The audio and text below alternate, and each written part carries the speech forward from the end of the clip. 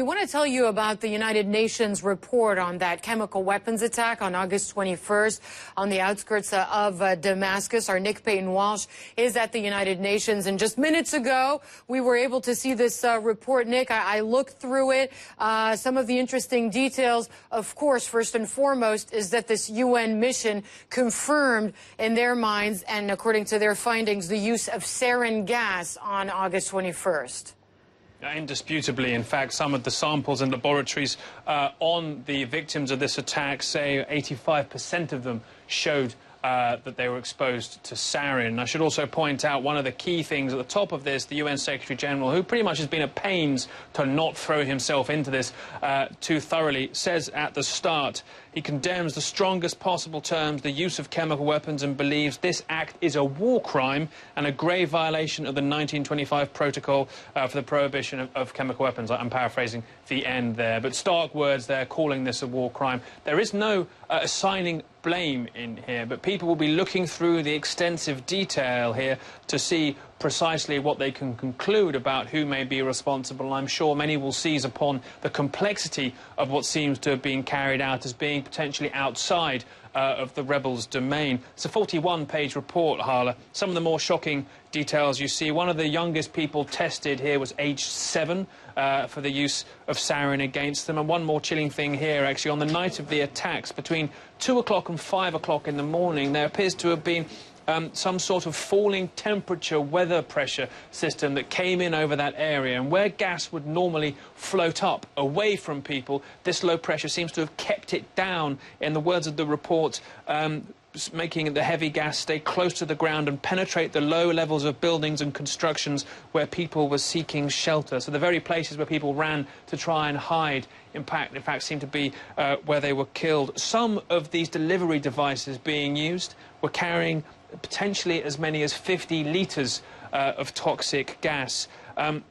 Running through further parts of this report to the interesting thing that does stick out, and I'm sure many will look at in the future, is here on page 18, a very specific reference to Cyrillic lettering on some of the delivery devices, the rockets seen here.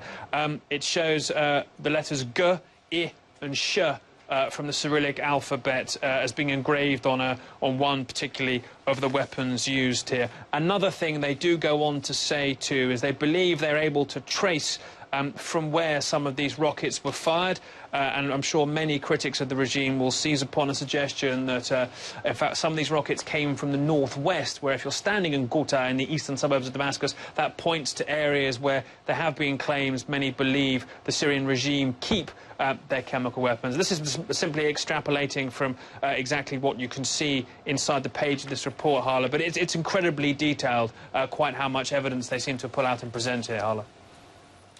Right, and as you say there, the description of the munitions used to deliver these chemical weapons, the dimensions, as you mentioned, the Cyrillic lettering as well, saying that surface-to-surface rockets were used, possible provenance from the northwest. Experts are going to look at all of this evidence gathered by the inspectors to try to, because this is not this particular mission's remit, but at least point fingers at who might be responsible.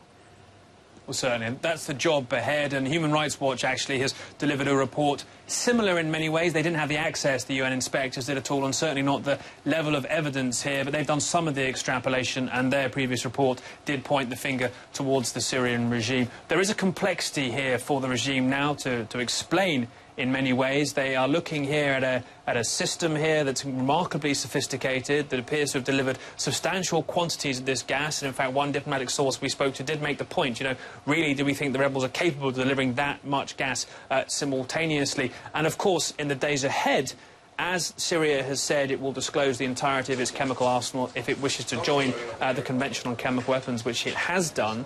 It will then be left trying to again explain where it was under their version of events rebels managed to obtain this level of sophistication, this level of chemical weaponry to carry out the attack. It's a complicated report for the regime to answer in many ways, Hala.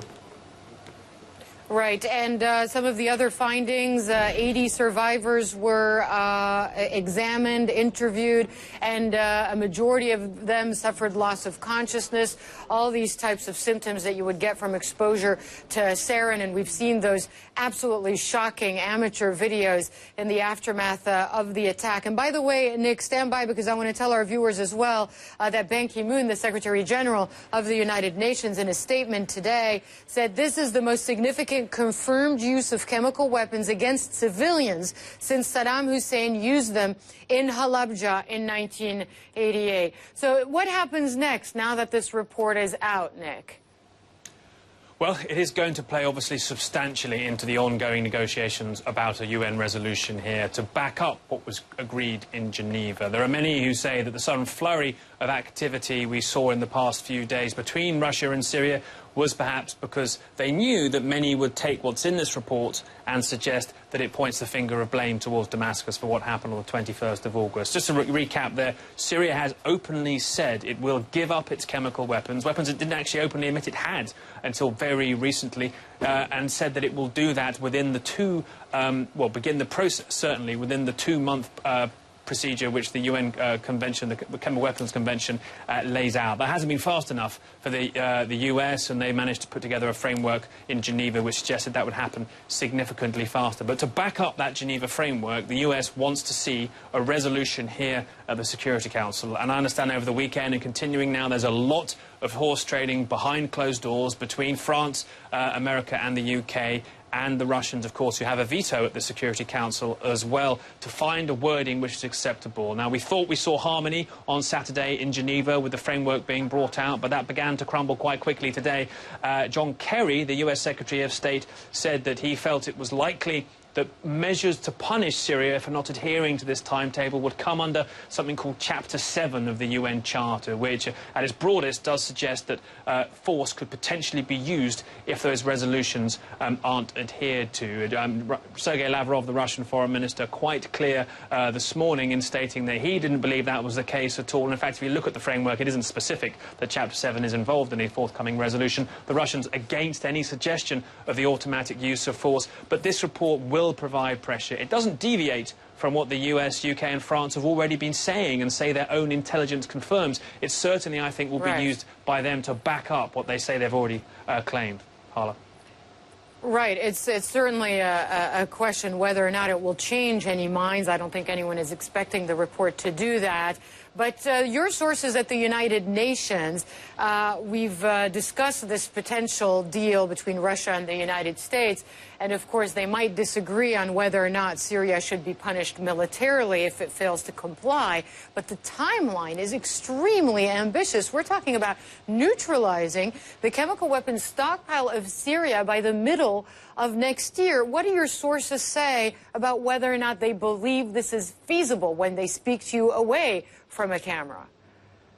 I think the simple fact is this is ambitious. Everyone knows it's ambitious. But if you're working on the premise that the Syrian government is entirely in control of all its chemical weapons stockpiles, and that's 1,000 metric tons by pretty much the consensus between Moscow and Washington, that if they're in control of all that, then it shouldn't be too difficult to hand it over, because technically they must be kept in pretty secure, safe places rather than towards the front line or at military outposts during the sort of scattered landscape of Syria's civil war. So I think if you look at that framework in Geneva, it's written pretty much as though both sides accept that Syrian government can get hold of these things relatively quickly. And you have to also bear in mind it's probably likely that Russia has quite good oversight as to what's in Syria's chemical arsenal. So maybe those discussions, the technical discussions in Geneva about how to dispose of this stockpile, were perhaps informed by Russia knowing quite what's at stake here. That may explain the incredibly ambitious timetable for a full declaration.